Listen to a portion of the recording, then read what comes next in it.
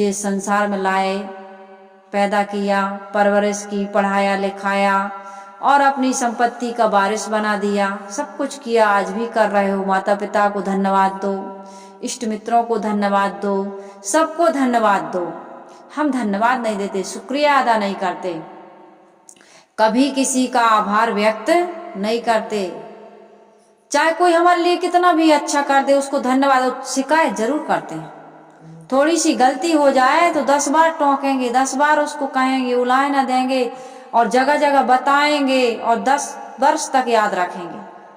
लेकिन हमारे लिए कोई कर रहा है कभी, क्योंकि हमारा उस तरफ फोकस ही नहीं है। कभी पत्नी के उपकारों के बारे में सोचते हो, बहू के उपकार के बारे में सोचते हो? बहू क्या है? बहू नमक है, नमक, और बेटी क्या है? शक्कर। बेटी मिठाई है और बहू नमक है। एक घर में संत जी आए, कहे तुम्हारे घर में बेटी और बहू में क्या फर्क समझती हो? कहे महाराज जी, बेटी तो मिठाई है और बहू नमक है। बहू नहीं समझ पाई, बहू दुखी हो गई। कहे ले हमको नमक बोल रहे हो, बेटी को शक्कर। और बहू ने मुंह फुला लिया। 2 दिन तक नहीं बोली। सास ने पूछा क्या हुआ? तो बताई कि माँ जी, आपने जो कहा कि बेटी मिठाई है और बहू नमक है, तो मुझे बात समझ में नहीं आई, मैं कैसे नमक हूँ?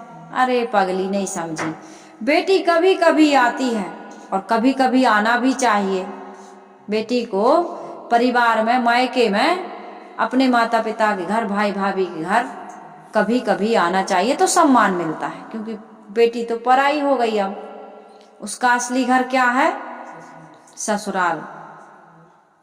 अब ससुराल से ही उसकी अंतिम विदाई होने वाली है, मायके की तो मेहमान है। तो इसलिए बेटी कभी कभी आती है, कभी कभी आएगी, कभी कभी आना भी चाहिए। मैं बीमार भी पड़ जाऊं तो बेटी पूरी समय मेरी सेवा नहीं करेगी। कहेगी बच्चे स्कूल जाते हैं, पति दफ्तर जाता है, सास ससुर बीमार है, डायबिटीज के शिकार हैं, बीपी लो है ना, उनको समय से नाश्ता पानी देना पड़ता है। उनके लिए मैं ही तो करूंगी, कौन करेगा? बेटी चली जाएगी। लेकिन तू यदि मायके गई भी और यहाँ से संदेश चला गया तो तुरंत वापस आ जाएगी कि मेरी सास को जरूरत है, ससुर को जरूरत है, पति को जरूरत है, बच्चों को जरूरत है। जैसे घर में भोजन बनता है तो यदि कितने भी व्यंजन बन जाएं, लेकिन नमक ना हो तो कोई व्यंजन मीठा लगेगा? नहीं लगेगा। हाँ, नमकीन वाला, शक्कर वाला नहीं कह रही, कुछ शक्कर वाले। तो नमक तो बेटी हम रोज खाते हैं, एक दिन भी बिना नमक के नहीं चलता। लेकिन क्या रोज मीठा खाते हैं? यदि रोज खाएं और ज्यादा खाएं तो क्या हो जाएगा? लोग कहते हैं शुगर हो जाएगी। तो तू समझ नहीं पाई बेटी, नमक और मिठाई का मैंने यही कहा। तो मैं ये कह रही थी कि शुक्रिया अदा करो। शुक्रवार के दिन क्या क्रोध करना, बहू का धन्यवाद दो, सबका धन्यवाद दो। ये जो सुबह हो गई है ना, ये सूर्य भगवान को नमस्कार करो। सूर्य देवता है, सूर्य। अब कोई कहेंगे कि तुम पारक सिद्धांत के हो और तुम ये सूर्य देवता को भगवान कह रहे हो, इनको नमस्कार। वो जानता है क्या? वो नहीं जानता, हम तो जानते हैं। मूर्ति नहीं जानती कि मैं भगवान हूं या इसने मुझे नमस्कार किया है, लेकिन मैं तो जानता हूं कि मेरे अंदर विनम्रता है। मैं जानती हूं कि नहीं जानती? यदि किसी पुजारी की आस्था है उस मूर्ति में, तो पहले उस मूर्ति को प्रणाम करो और उसके बाद में पुजारी को बताओ कि प्रणाम करने वाला बड़ा होता है, झुकने वाला बड़ा होता है, मूर्ति को बनाने वाला बड़ा होता है, मूर्ति बड़ी नहीं होती है। ये जितने भी वेद शास्त्र बने, इनको बनाने वाला बड़ा है। वेद शास्त्र में कही हुई बात है बड़ी नहीं है। बड़ी वेद शास्त्र की बातें भी बड़ी, लेकिन इनको लिखने वाला उससे बड़ा है। तो सबसे बड़ा मनुष्य है, लेकिन मनुष्य में विनम्रता होगी तब वो बड़ा है। शीलवान सबसे बड़ा, सब रत्नों की खान और 3 लोक की संपदा, रही शील में आन। हम झुकना नहीं जानते, इसलिए तो सामने वाले को नहीं झुका पाते। तो शुक्रवार का दिन शुक्रिया अदा करने का दिन है, धन्यवाद देने का दिन है। धन्यवाद दो, नमस्कार करो, ये भाव प्रकट करो कि आज मुझे सूर्य का फिर से दर्शन हुआ, आज मैं जिंदा हूं। आज का जीवन फिर मिला है और आइए हम संकल्प करते हैं कि आज किसी का दिल हम नहीं दुखाएंगे, किसी को कटु नहीं बोलेंगे, किसी के साथ गलत व्यवहार नहीं करेंगे। ये हमको ध्यान रखना है, ये संकल्प लेना है और शाम को बैठ करके बिल्कुल देखना है कि मैंने जो संकल्प लिया था वो पूरा हुआ कि नहीं। नहीं हुआ तो कल फिर उस संकल्प को हम पूरा करेंगे। ये भाव हमारे अंदर में होना चाहिए। तो मैं शुक्रवार को क्रोध नहीं करता, शुक्रिया अदा करता हूँ। शनिवार तो शनि भगवान का, शनि देवता का दिन है और इस दिन क्या क्रोध करना भाई, शनिवार को भी क्रोध नहीं करता हूँ। इस सारे दिन तो देवी देवताओं के दिन हैं, तो क्रोध करके अपने दिन को, अपनी दिनचर्या को, अपने व्यवहार को, अपनी रहनी को, अपने आचरण को क्या बिगाड़ना, इसलिए मैं क्रोध नहीं करता हूँ। उस व्यक्ति ने कहा बहुत बहुत धन्यवाद, आज से मैं भी क्रोध को पालना सीखूंगा, क्रोध करना छोड़ दूंगा। महात्मा बुद्ध के जीवन में, सभी के जीवन में, हम सबके जीवन में ऐसा समय आता है जिस परिस्थिति में हमारा अपमान होता है, हमारी निंदा होती है, हमारी बुराई होती है, हमारा काम बिगड़ जाता है, हमारी कामनाओं में विघ्न पड़ जाता है। उस समय भी यदि हम सम रहें, आंधी और तूफान थोड़े समय के लिए आता है और सब कुछ नष्ट भ्रष्ट कर देता है। थोड़े से क्रोध में, मैंने बताया कि बच्चे ने नई कार लेके आया था पापा, बच्चे ने एक पत्थर उठाकर उसमें लिख दिया आई लव यू पापा। अब वो नहीं देख पाया क्रोध, और स्क्रैच कर दिया। उस बच्चे को 4-6 चांटे लगाया, फिर भी क्रोध शांत नहीं हुआ। गाड़ी से टूल्स निकाले और उस बच्चे के हाथ की उंगलियों को कुचल दिया, लहूलुहान हो गया, खून बहने लगा। तब गुस्सा सा आदमी लड़ाई में क्या कहता है, इतना बोलता है, इतना बोलता है, इतना बोलता है, कहता रुक जाओ, अब तुम ऐसे नहीं सुधरोगे। फिर हाथापाई कर देता है, फिर अगल बगल देखता है, कुछ दिख गया, जो हाथ में आ गया बस देकर उठा करके मार देता है। और इतना मारता है जब तक खून न निकल जाए। जब खून निकल आया, बहुत कुछ कुटाई पिटाई हो गई, तब होश में आता है, तब माथा पकड़ के रोता है, हाँ ये क्या कर डाला मैंने, अब पछताए होत क्या, जब चिड़िया चुग गई खेत। कितने लोग ऐसा जीवन जीते हैं कि भाई से नहीं बोलेंगे, ऐसा बैर विरोध बांध लेते हैं, भाई के घर जाएंगे ही नहीं, माता पिता से नहीं बोलते। चुल्लू भर पानी में डूब मरने वाली बात है कि जिन माता पिता ने पैदा किया है, उन जिन माता पिता ने बोलना सिखाया, उन माता पिता को आज हम चुप करा देते हैं। जिन माता पिता ने उंगली पकड़ के चलना सिखाया है कि कल ये बच्चे हमारे सहारा बनेंगे, उन्हीं माता पिता को छोड़ के हम चले जाते हैं कि नहीं। माता पिता अब कैसे लगने लगे, कड़वे लगने लगे।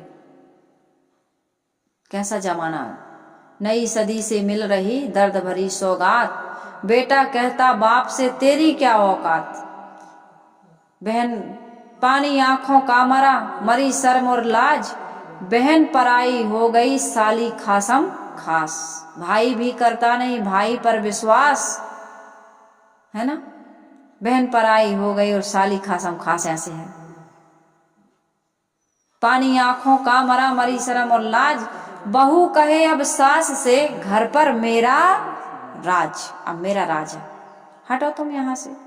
जीते जी सास को, जो घर की मालकिन है, असली मालकिन, उस सास को कहते हैं पानी आंखों का मरा, मरी शर्म और लाज, बहू कहे अब सास से घर पर मेरा राज, अब तो मेरा ही राज चलेगा, अब तुम्हारा कुछ भी अधिकार नहीं है। भाई भी करता नहीं भाई पर विश्वास, बहन पराई हो गई साली खासम खास। मंदिर में पूजा करें, घर में करें कलेश, और बापू तो बोझा लगे और पत्थर लगे गणेश, ये सब चल रहा है। पत्थर हो गए ना, आदमी के जीवन में समझ नहीं है। कहाँ है समझ?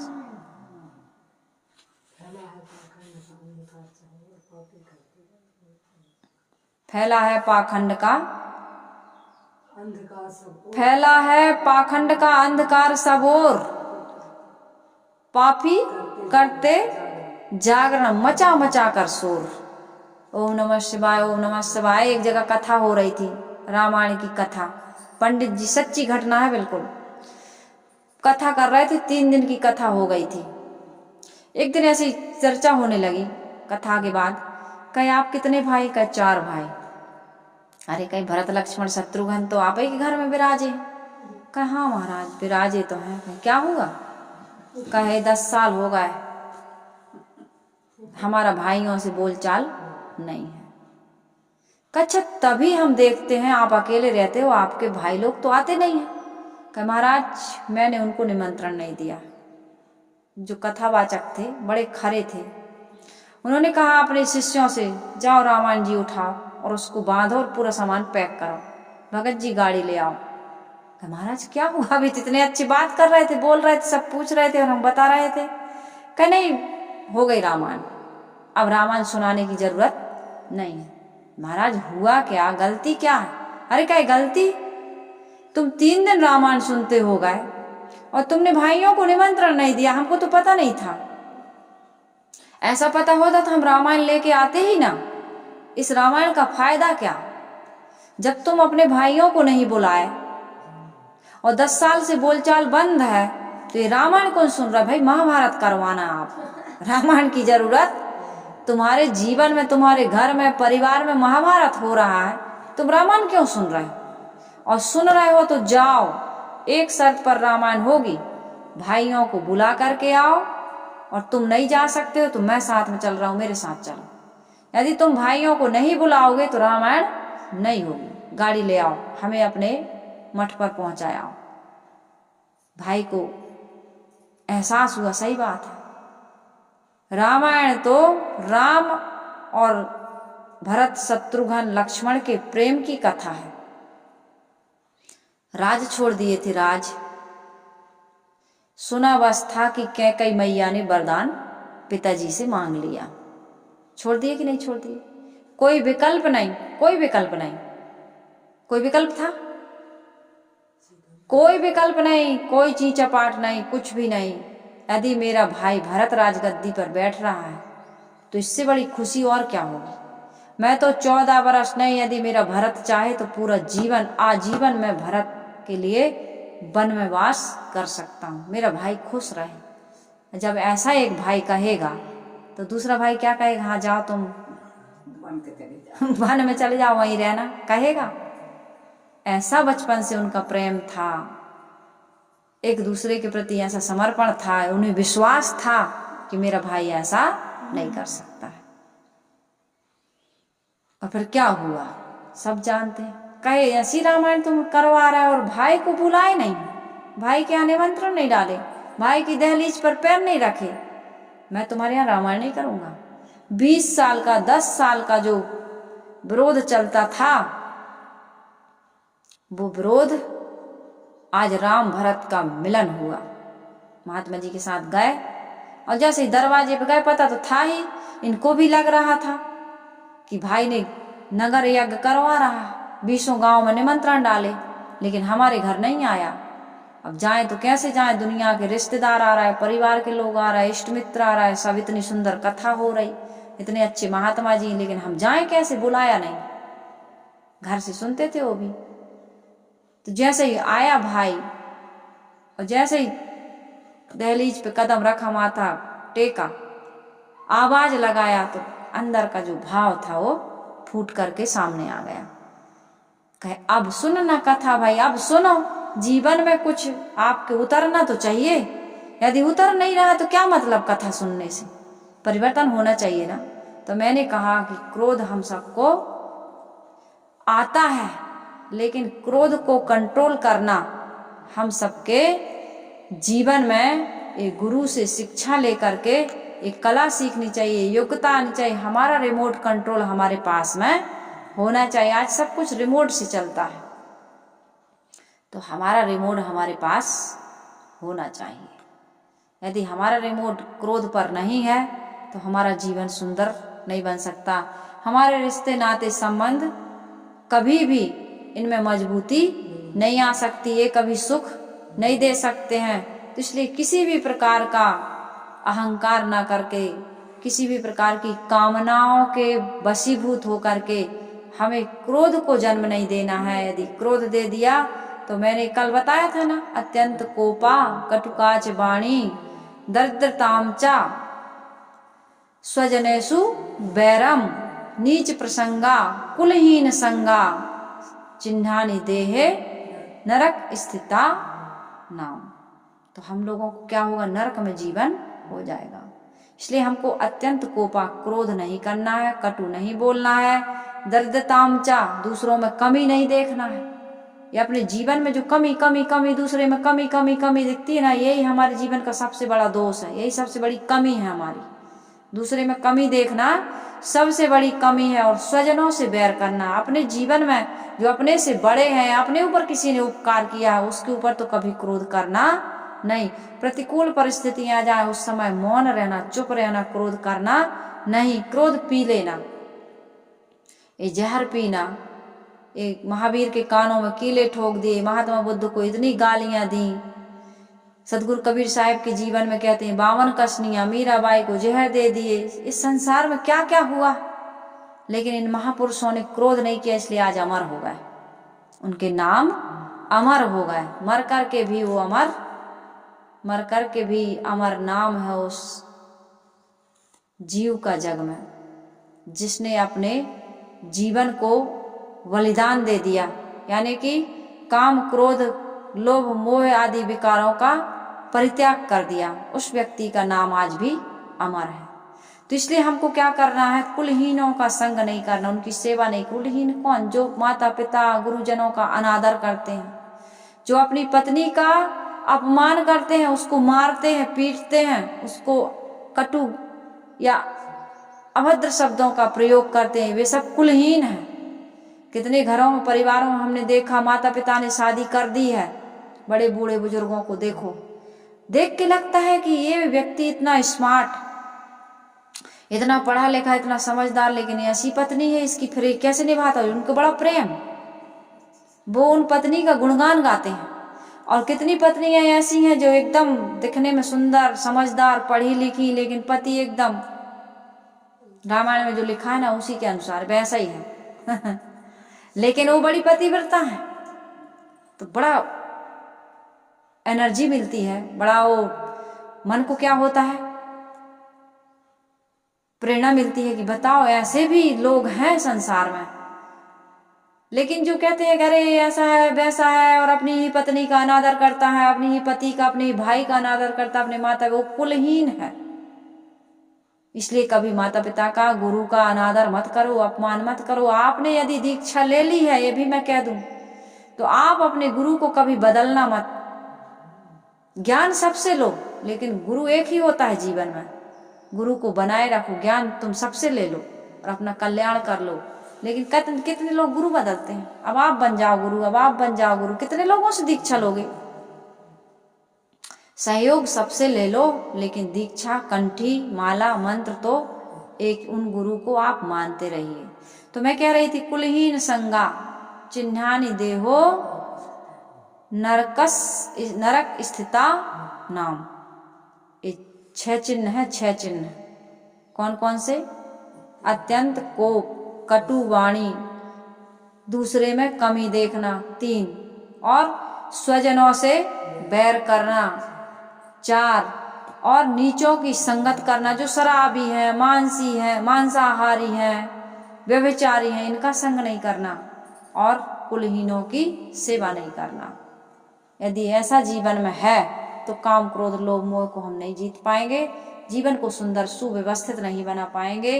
इसलिए मेरा निवेदन है कबीर आश्रम देवरी से, साध्वियों का ये आश्रम, यहाँ से आप सबकी सेवा में कुछ विचार अपने जीवन को निर्मल पवित्र बनाने के लिए दिए जाते हैं,